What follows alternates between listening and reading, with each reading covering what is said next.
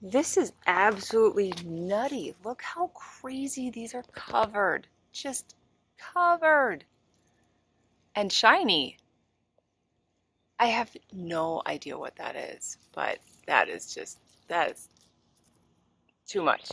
Too much. So it's got to come out.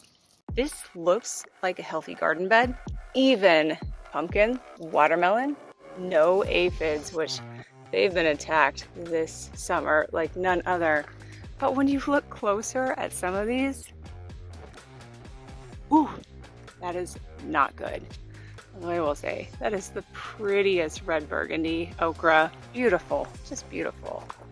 And the rest of these, in the other garden bed, I've had aphids.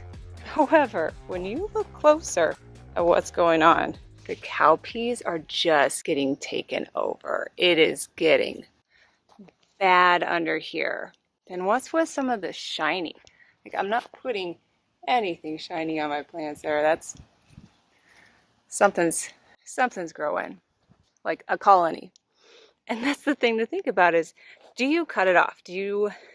I want to have shade. We've got another 10 days of absolute hot weather. And if I cut it off, will all the aphids go from one plant to another, which is very healthy, and tomato plants are known for their diseases, which is worse. The fact that you should just cut your losses, because this is just covered. It's disgusting. Cut your losses and see if the aphids start attacking what's left behind.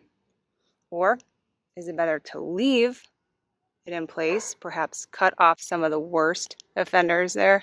Oh, that's just so bad. And you can see that you've got this really bad leaf right next to a struggling dragon tongue bean. And that's tough. Which is worse, leaving it or taking it out?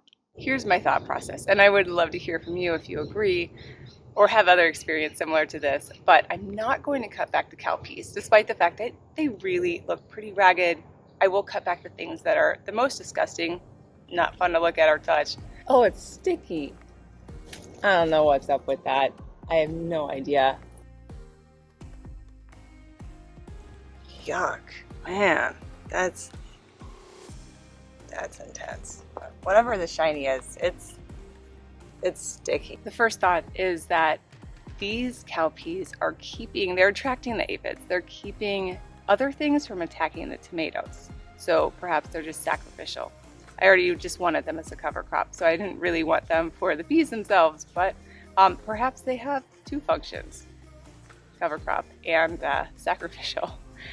The second reason is that perhaps by leaving them here, all of these aphids that are attacking could attract the helpful beneficials so that this problem solves itself in the long run.